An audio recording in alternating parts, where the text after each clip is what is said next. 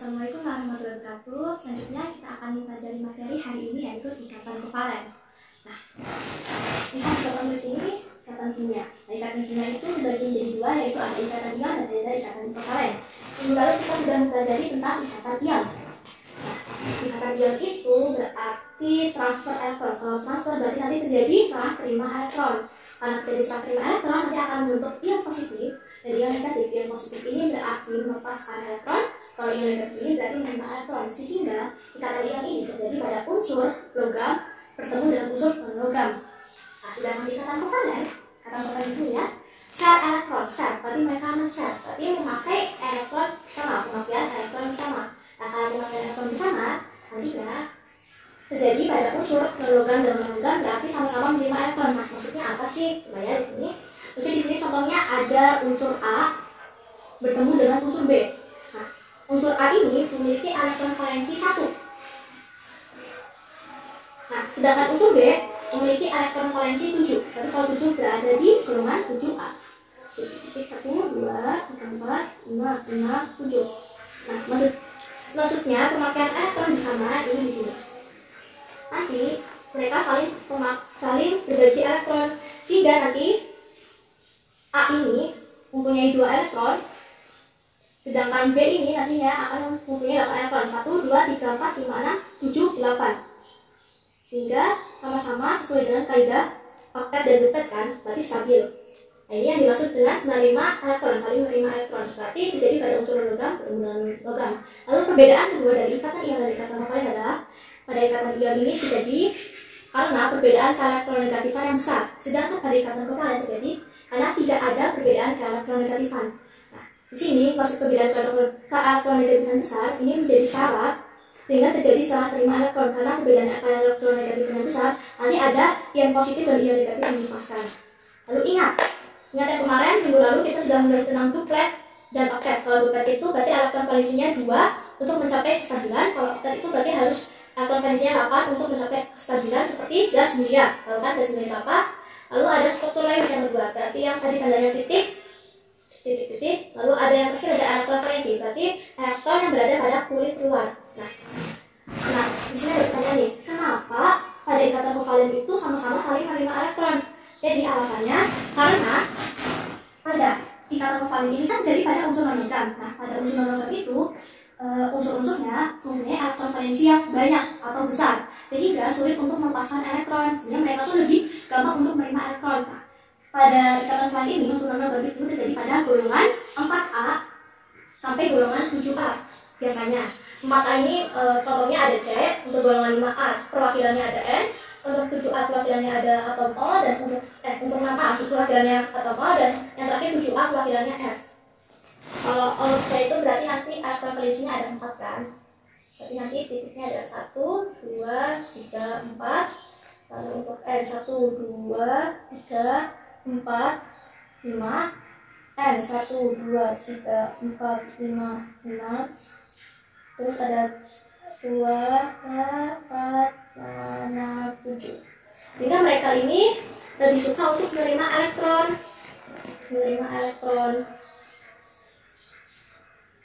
Sehingga mereka tuh lebih suka untuk menerima elektron agar mencapai kestabilan gas mulia. Nah, selanjutnya di ikatan kovalen ini ada istilah PEI dan PEB. PEI itu pasangan elektron ikatan, PEB itu pasangan elektron bersama. Nah, jenis ikatan kovalen itu ada dibagi menjadi 2 berdasarkan jumlah pasangan elektron.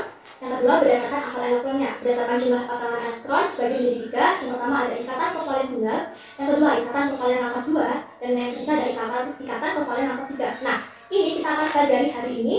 Untuk selanjutnya adalah berdasarkan asal elektronnya. Yang pertama ada ikatan kovalen biasa, dan yang kedua ada ikatan kovalen koordinasi. Ikatan kovalen biasa ini yang akan kita pelajari hari ini, yang sekarang kita pelajari, dan ikatan kovalen koordinasi akan kita pelajari minggu depan. Tadi kita sudah mempelajari tentang pengertiannya ikatan kovalen. Selanjutnya kita akan pelajari tentang jenis ikatan kovalen berdasarkan jumlah pasangan elektron. Nanti senyawa yang dihasilkan dari ikatan kovalen disebut senyawa kovalen. Nah, yang pertama berdasarkan jumlah pasangan elektron. Tadi berarti yang pertama ada ikatan kovalen tunggal. Apa itu ikatan kovalen tunggal? Ikatan kovalen tunggal adalah ikatan yang terbentuk dari penggunaan bersama sepasang elektron. Nah, nantinya setiap atom yang berikatan memberikan satu elektronnya untuk digunakan bersama. Maksudnya seperti apa sih? Coba kita lihat contoh di sini. Yang pertama, Ibu mempunyai contoh H2. H2 berarti H sama dengan 1. Di sini maksudnya nomor atomnya ya, berarti H kan memiliki nomor atom 1. Nah, karena H nomor atomnya 1, H nomor atomnya 1, berarti konfigurasi elektron menurut Bohrnya 1, 1. Karena dia mempunyai 1 elektron.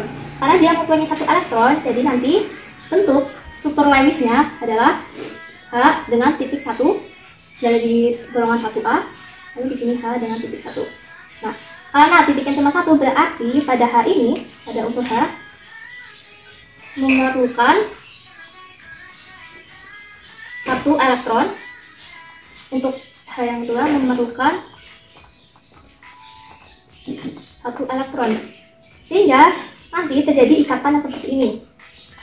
H, lalu satu lagi H, seperti ini. H yang satu H titik 1, yang kedua H titik 1, memakai pemakaian elektron bersama sehingga membentuk seperti ini. Nanti bentuk strukturnya seperti ini. Kalau pakai warna kuning saja. Nah, tandanya seperti garis. Nanti titik-titik ini digabungkan jadi seperti ini. Garis ini yang disebut berikatan memberikan 1 elektron bersama untuk digunakan bersama. Memberikan 1 elektron bersama untuk digunakan bersama sehingga nanti terjadi penggunaan bersama sepasang elektron. Nanti bentuk molekulnya menjadi karena H yang ada 2, jadinya H2. Ini bentuk molekulnya. Lanjutnya contoh yang kedua ada HCl. H memiliki nomor atom 1, Cl memiliki nomor atom 17. Berarti konfigurasi elektron H1, konfigurasi elektron Cl 287. Berarti nanti H ini memiliki 1 elektron dan Cl memiliki 17 elektron. Pada H memerlukan 1 elektron. Pada Cl memerlukan 1 elektron. Agar apa? Agar stabil sesuai dengan kaidah oktet dan duplet. Nanti kan kalau dia memerlukan 1 elektron menjadi 2. Pakai yang ini aja yang lebih jelas. Akan menjadi 2 dan ini akan menjadi 288. Stabil kan? Karena elektron valensinya ada 8 sesuai dengan kaidah oktet. Nanti bentuknya, struktur Lewisnya H1 pada Cl, karena dia elektron valensinya ada 7, berarti ada di golongan 7A. Ada 7, 1, 2, 3, 4, 5, 6, 7. Nanti mereka saling berikatan. Atau saling berbagi elektron. Sehingga garis. Hingga bentuk strukturnya adalah HCl dan bentuk molekulnya HCl. Ya, contoh yang terakhir yaitu contoh ketiga dari ikatan kovalen tunggal yaitu CH4. C sama dengan 6, H sama dengan 1. Kalau ada soal bentuknya seperti ini menandakan nomor atom ya. Jadi C memiliki nomor atom 6 dan H memiliki nomor atom 1. Di sini ada C6, H1. Berarti C ini memiliki elektron 6, konfigurasi elektronnya 24. H memiliki 1 elektron, konfigurasinya 1. Berarti pada atom C memerlukan 4 elektron. Dan untuk H atau H memerlukan 1 elektron. Agar apa? Agar stabil. Nah, maksudnya stabil nanti kalau misalnya dia nanti ditambah 4 elektron kan atom C akan konfigurasinya menjadi 28. Sedangkan untuk atom H konfigurasinya menjadi 2. Berarti sesuai dengan aturan duplet. Dan yang ini untuk atom C sesuai dengan aturan oktet. Sesuai dengan gas mulia. Nah, selanjutnya gambar dari struktur Lewis C itu apa sih? C, karena dia elektron valensinya ada 4, berarti dia di golongan 4A. Berarti ada 4 titik, 1, 2, 3, 4. Untuk H, karena 1 berarti di golongan 1A, elektron valensinya 1, berarti dia ada 1 titik saja. Nah, ini untuk C, untuk H. Coba kita lihat. Wah, sama-sama bisa saling berikatan kan? Artinya CH ini akan berikatan, tapi baru 1 nih. Karena C ini 1, 2, 3, 4, 5 baru punya 5 elektron, belum sampai 8. Kan dia harus sampai 8 kan? Jadi kita butuhkan lagi sini 1, gambarkan lagi ya, 2 kali sampai 1, 2, karena kalau di sini tidak cukup, ini di sini dia perlu H sebanyak 1, 2, 3, 4. C ini memerlukan H sebanyak 4 atau H 4 karena nantinya karena nantinya kita lihat ya, kita analisis C ini akan membentuk 8 elektron. 1, 2, 3, 4, 5, 6, 7, 8. 4 elektronnya diambil dari H. Jadi nanti saling berikatan, saling berikatan, saling berikatan, saling berikatan, dan H juga mendapatkan 1 elektron dari C, sehingga dia membentuk 2 elektron yang sesuai dengan kaidah kuplet. Nantinya bentuk strukturnya menjadi seperti ini: C, H, H, H, H. Garis dari sini, garis, hingga bentuknya seperti ini. Nah, sehingga bentuk molekulnya yaitu CH4 karena C hanya ada 4 karena C berikatan dengan 4 atom hidrogen sehingga bentuk molekulnya CH4. Selanjutnya yang kedua, jenis ikatan kovalen berdasarkan jumlah pasangan elektronnya. Yang kedua ada ikatan kovalen rangkap 2. Rangkap 2 berarti artinya ikatan yang terbentuk dari penggunaan bersama 2 pasang elektron. Nah, nantinya setiap atom yang berikatan memberikan 2 elektron untuk digunakan bersama. Nah, maksudnya seperti apa sih? Di sini ada contoh O2. Dengan O berarti nomor atomnya ada 8. Sehingga jika kita tulis konfigurasi elektronnya 8O adalah 26. Lalu yang kedua 8O juga karena O2 26. Nah, jika dilihat dari konfigurasi elektronnya, O itu berarti memerlukan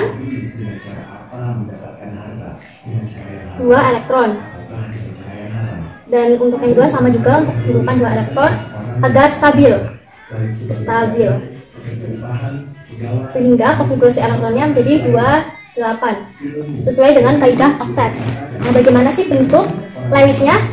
Bentuk struktur Lewisnya berarti O karena ada 6, elektron valensnya ada 6, berarti di golongan 6 A. 2, 3, 4, 5, 6. Nah, begini. Tapi kalau jika ingin berikatan kovalen, bisa bentuknya seperti ini: 1, 2, 3, 4, 5, 6. Nah, nantinya karena O berikatan dengan O, jadi O nya di sini ada 2 lagi. 1, 2, 3, 4, 5, 6. Sehingga nantinya O ini akan saling berikatan.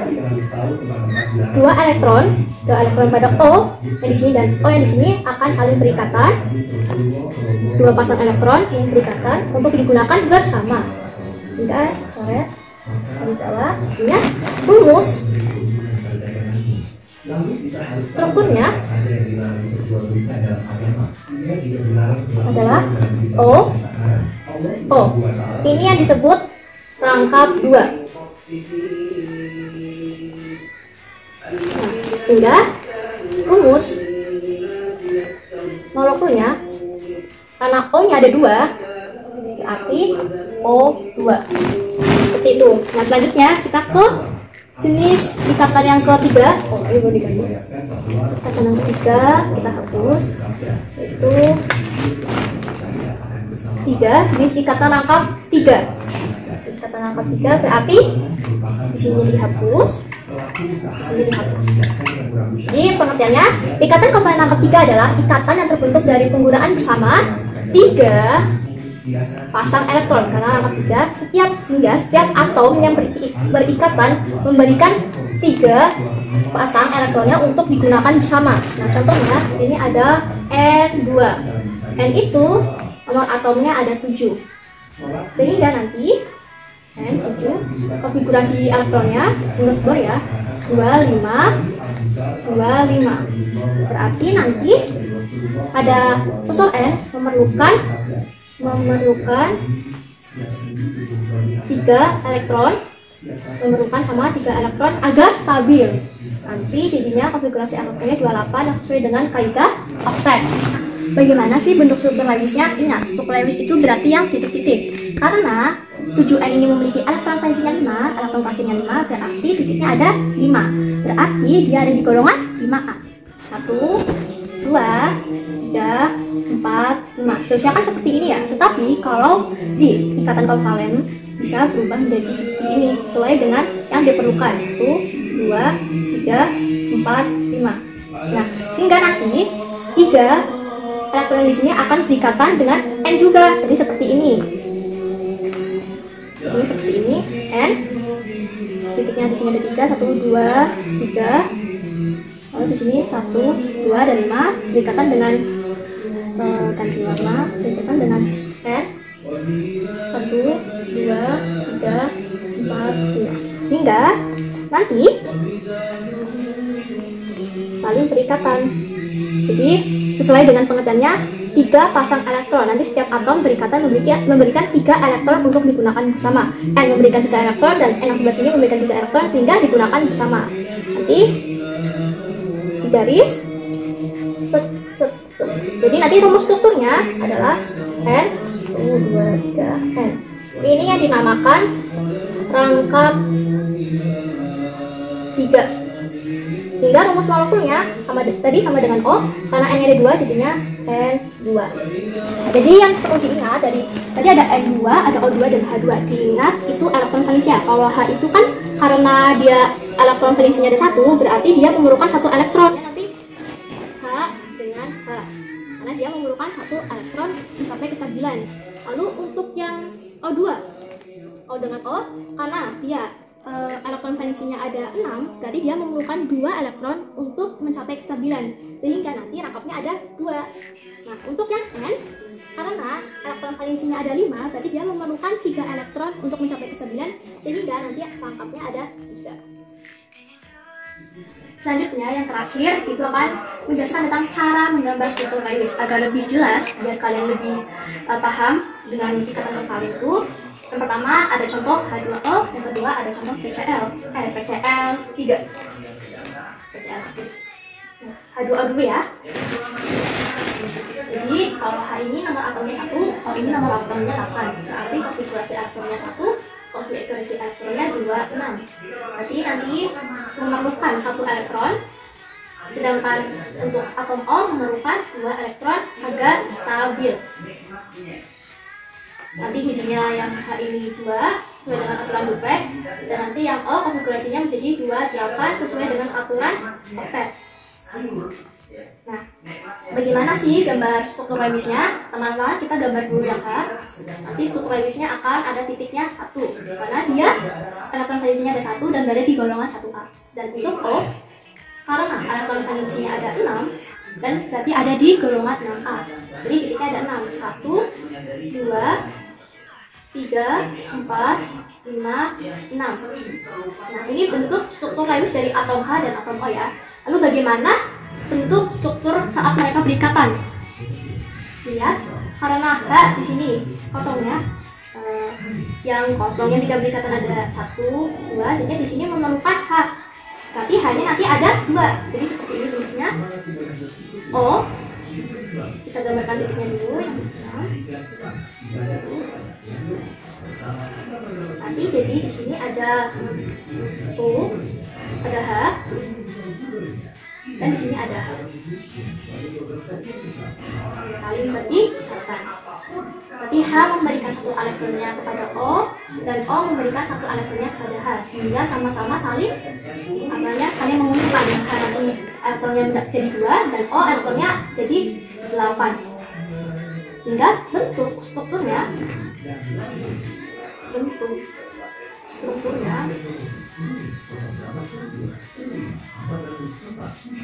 H, O, H.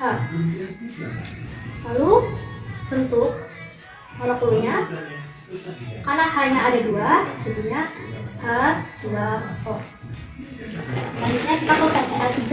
PCl3 di sini P nomor atomnya 15, berarti konfigurasi elektronnya 285. Dan Cl nomor atomnya 17 berarti konfigurasi elektronnya 287. Ingat, ini menurut Bohr. Sehingga pada P ini dia membutuhkan 3 elektron dan pada atom Cl memerlukan 1 elektron untuk stabil, agar stabil. Sehingga sama-sama nanti kedua atom ini memiliki konfigurasi elektron 288 yang sesuai dengan kaidah oktet. Bagaimana sih struktur lemnisnya? Pertama-tama kita lihat menggambarkan struktur lemnis dari atom P dulu ya. P, karena elektron valensinya ada 5, berarti berada di golongan 5A. Kita gambarkan dulu titik-titiknya ada 5. Lalu untuk atom Cl, karena elektron valensinya ada 7, berarti berada di golongan 7A. Sehingga titik-titiknya ada 7. Ya, 2, 4, 5, 7. Jika kita lihat yang membutuhkan lebih banyak titik itu pada P, berarti nanti P ini akan berikatan dengan atom Cl sebanyak 3. Berarti ada 3 atom Cl. Bentuknya seperti apa? Ya, kita gambarkan bentuk struktur lemnisnya. Di sini ada P. 1, gambarkan lagi ya struktur lemnisnya. 2, 3. Nanti akan berikatan dengan Cl. Ini Cl. Cl. 2, 3, 4, 5. Di sini ada Cl juga. 1, 2, 3, 4, 5, 6, 7. Dan di sini ada Cl juga. 1, 2, 3, 4, 5, 6. Sehingga nanti mereka saling berikatan. Ikatan tunggal. Karena Cl hanya memberikan 1 elektron kepada P dan P hanya memberikan 1 elektron kepada C. Berarti penggunaan sepasang elektron bersama kan, sehingga ikatannya tunggal, ikatan kovalin tunggal. Nanti bentuk strukturnya